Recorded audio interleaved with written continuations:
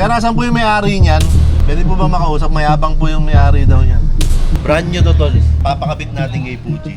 Sakto. Bait-bait talaga na itong pogi-pogi pa. Grabe. Good morning sa inyo lahat. Ito ay isang Turn right onto Busa. Huwag ka maingay. Good morning sa inyo lahat. Ito ay isang raw vlog mga kaibigan. So raw vlog tayo ulit. At ngayon ay nandito ako somewhere sa Quezon City dahil may pupuntahan tayo. Ang alam ko minivan builder din siya, pero mas kilala ko siya bilang isang mapagkakatiwalaan din, no, na nagre-repair ng mga minivan, okay? At ng iba't ibang sasakyan pa. First time ko makakapunta rito at kasama ko yung ilan sa mga kaibigan ko. Sa shop kasi ni Sir Edwin sa Ben2Q, medyo marami kaming tanggap ngayon, maraming repair, maraming binibuild na mga minivan. So hindi na para sumingit pa ako doon at makipag-agawa ng slot, no? Siyempre, ibibigay natin sa kanila yon. So, ito, malapit na raw eh, oh. 1 minute away na lang ako eh. Then your destination will be on the left. O, tamo? Your destination will be on the left daw. Tsaka hindi ko alam kung Quezon City nga ba talaga to. Alamin natin kung Quezon City ba talaga to. Kasi ang alam ko, umexit ako, Fifth Avenue. And syempre, para makapag-share din ng bagong pwedeng puntahan. Onto Tagaytay Street. Ang Then hingi turn naman ito. Siyempre, bukod sa gusto kong makakita ng ibang mekaniko, para makapag-share na rin ako sa inyo, no, ng bagong mekaniko na pwede nating puntahan at testingin dito sa may Metro Manila. At sira yung kalsada, so kailangan ko lumabas. Don't you know you got... So, habang bumabalik ako dahil nagkamali ako ng pasok ng street, kumusta naman ang inyong Disyembre? Ayan, medyo ano ngayon well, para sa amin para sa amin na mga may tindahan, may tinitindang mga produkto, parang hindi masyadong ramdam yung pagiging December. Ang date ngayon ay December 8, mga kaibigan. Medyo hindi ramdam. Hindi tulad nung mga nakaraang mga December, talagang ramdam na ramdam mo agad, no, na December na. Ang taas na ng benta, parang ganyan. Pero ngayon hindi masyado. So kayo, kumusta yung kabuhayan ninyo ngayong December? Sana lahat tayo kumita. Sana lahat tayo makabenta, di ba? Sana lahat tayo magkaroon ng maayos na kabuhayan. Hindi lang ngayong December, pero hanggang sa mga susunod pa na panahon, no? Ayan, may mga minivan na rito, guys, oh. Ayan, oh. Oh, di ba? May N-box pa, oh, yung Honda. Ayan, yung nasa kanan. Okay. Tapos ito, may minivan pa ulit dito. So medyo maraming rito. Marami-raming mga minivan. Hindi ko lang alam kung saan ako pwedeng pumarada rito.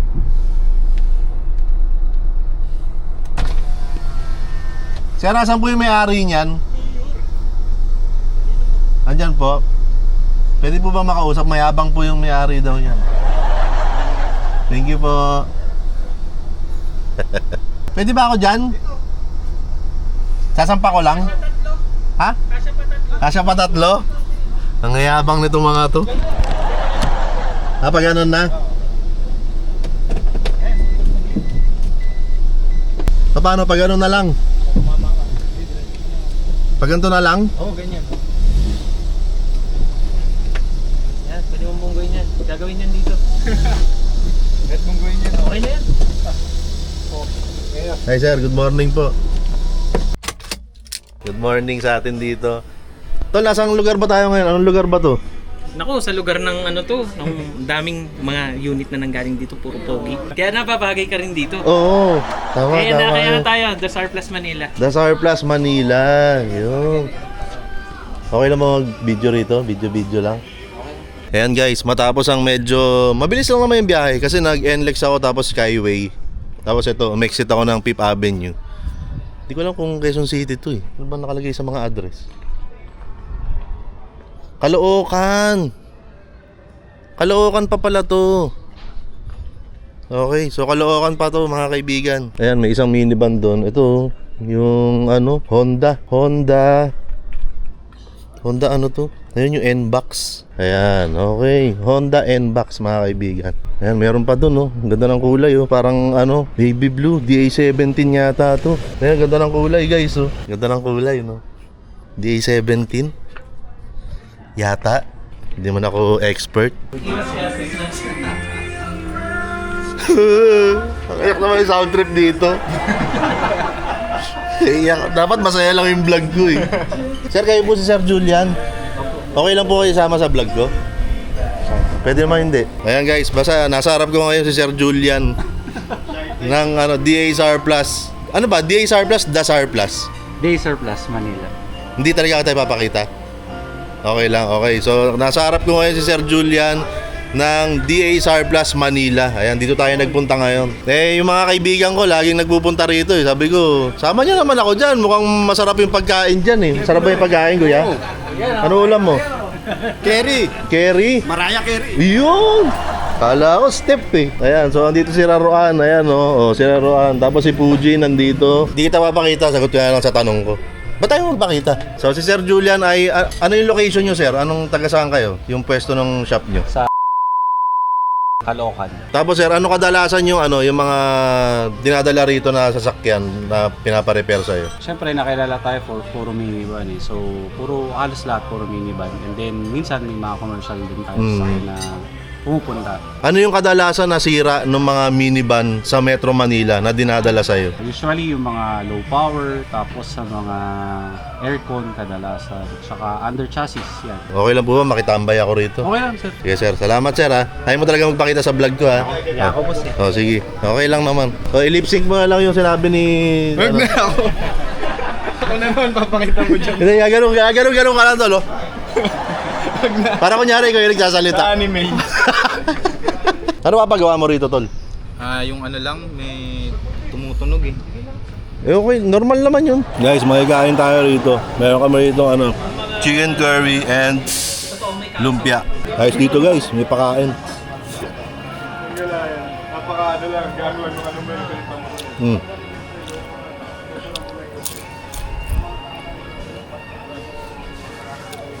No sir, may papagawa ako dito. May dala akong tambucho. Tambucho. Oo. Kakabit. Taillight din, taillight. Taillight, okay. Pwede na po natin gawin yan, sir. Pwede na, boss. Simulan na yan. Oo. Ikaw din, di ba? Kung bibigay mo yung taillight. Bibigay? Bibigay. Bibigay? Yung sa'yo nga may open eh, no? Ang yabang. Isa, dalawa, Doon dami ang dalawa. tatlo. Tatlong pares yan, tol. Ayan, no? Ayan, mapakabit ko, guys. So, ito na yung ilalagay na gas switch. Ayan, gas switch. Ito yung ilalagay. Kasi napapagod na akong, napapagod na akong pinggirin yung, yung sa passengers, seat. Ayan, so ito, pag kinabit to, pipindutin mo na lang. Bubukas na yung, sa may gas tank. Sir, naka-video po ako ha. Hello po. 9 years na po yung sasakyan nyo. 2016 po namin galing Davao. Ngayon nyo lang po pinagawa, narinig ko eh. First time po yung pinagawa. Ano po yung pinagawa nyo ngayon? Yung compressor po, yun lang po yung problema. Compressor. Tapos nagpapalit na rin po kami ng brake para sigurado po. Ano po yung unit nyo? Smiley. DA64W. DA64W. 9 years, sir. Yes sir, 9 years. Ang galing, no? Yung iba kasi parang sabi nila, sirain daw yung 64W. Kaya nung narinig ko na sa loob ng 9 years, ngayon nyo lang ipinagawa, Ngayon lang po. ayoko na lang mag-talk. Change oil lang po ang ginagawa namin sa... Maintenance lang. Yes. Repair, wala. Ngayon lang may pinapalit. Ngayon lang po yan. Compressor. Baka gusto mong batiin yung pinagbilan mo, yung builder mo. Sir Ian, sa Surplus Pinas, maraming salamat. 9 years yung unit, walang sira. Ngayon lang pina-repair. Yes. Salamat po, sir. Thank you, sir. Ano pangalan niyo, sir? Vincent po. Vincent. Nag-ausap na ba tayo dati? Hindi po. Hindi. Ngayon lang. Ayan, Lagi ngayon po lang. sir nakikita sa YouTube. Ay, salamat po. Sa ibang website po, hindi.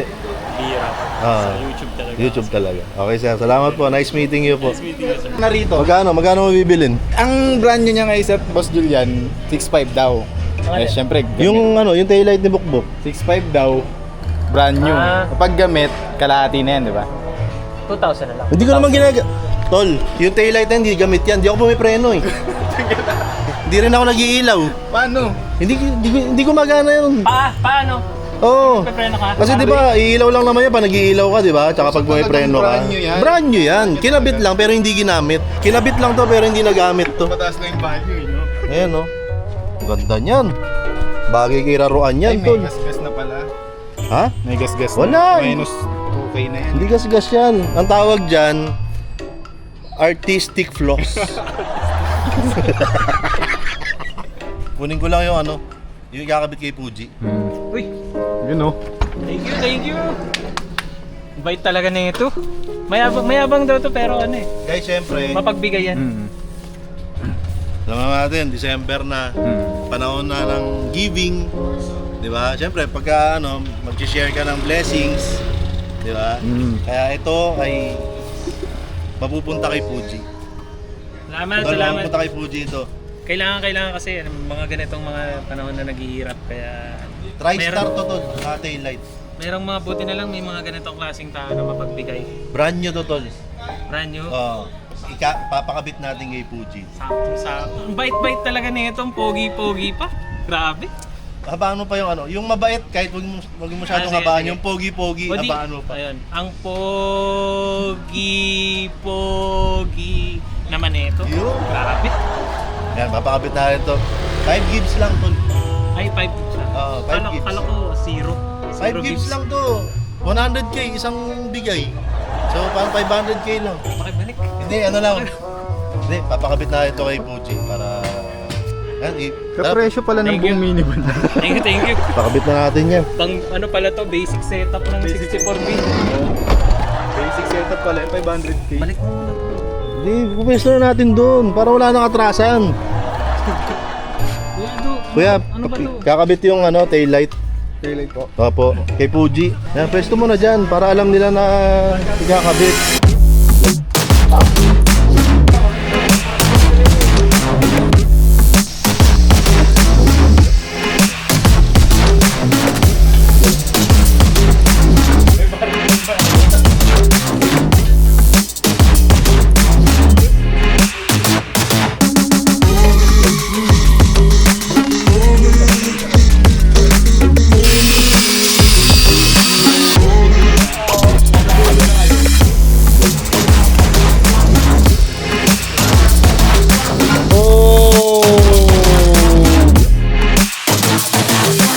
Okay guys, hapon na. Alas 4 ng hapon at nandito pa rin ako sa DA Surplus, Manila. Pero marami nang ginawa. Actually, patapos na kami. Ayan, nakakatuwa kasi ano rito, tahimik dito. Accommodating yung mga tao. Ano yung mga ginawa namin? Unang-una, kinabit yung bagong tambucho. Actually, itong tambucho na to ay buo. So, isang buo siya. Plug and play siya from Japan. Yun yung sinabi sa akin ng pinagbilang ko. Challenging yung pagtatanggal and pagkakabit. Pero ganun pa man ay nagawa naman. Ayan, ngayon ay bago na yung pipe. O pipe ba tawag pagka sasakyan? Parang sa motor lang yata ginagamit yung term na yon. Pero bago na yung tambucho ni Bokbok. Medyo marinig mo na yung bok bok bok bok bok bok bok bok bok.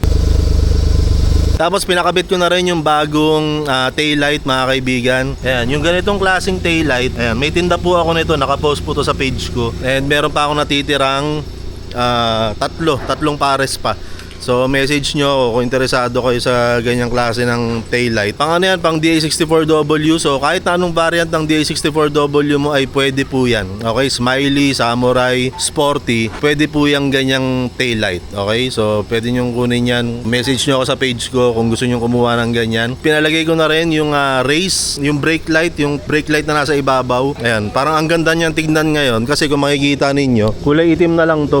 Wala na yung pula rito. Wala nang pula rito sa ibabaw. Ayan. Kung gusto niyo ng ganon, wala po akong tindang ganon. And bukod doon ay nagpalagay na ako ng switch para dun sa gas tank. Yung opening, yung pinto na bumubukas na ganon. So pipindutin mo na lang siya at bubukas na hindi mo na kailangang fingerin. Kasi alam ng mga naka-minivan yan na pinipinger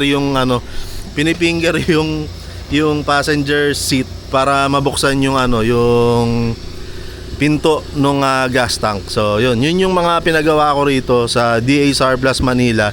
Hindi sila nagpapa-promote. Masaya sila na nakita nila ako kasi nga nanonood daw sila sa akin. Pero ayaw nilang magpa-promote, ayaw nilang sabihin kung saan yung address nila. So ang pwede ko lang sabihin sa inyo guys ay ang kanilang Facebook page, which is DA Surplus Manila. Ipapakita ko na lang dito sa part na to kung ano ang pangalan nila sa Facebook. Kontakin nyo na lang sila para maging controlled din yung pagpunta ng mga minivan dito sa kanilang shop. Message nyo sila para malaman ninyo kung paano sila pupuntahan, kung saan sila pupuntahan, at kung kailan kayo pwedeng pumunta. Kailangan niya kontrolado ang pagpunta ng mga magpaparepair dito. So napakagandang addition itong DA Surplus Manila sa mga shop o sa mga mekaniko na pwede nating puntahan, lalo na dito sa Metro Manila pagka nagkaroon tayo ng trouble sa minivan natin, lalo na no, kasi kahit na anong sasakyan naman ay tinatanggap nila rito para i-repair. Alam nyo yan, nagkakaintindihan tayo yung mga naka-minivan dyan na iba pa rin pagka meron tayong napupuntahan na pag kailangan nating magpa-repair ng ating minivan ay pwede natin silang puntahan. Okay, so shoutout ulit sa DA Surplus Manila. Ayan, shoutout kay Sir Julian ng DA Surplus Manila.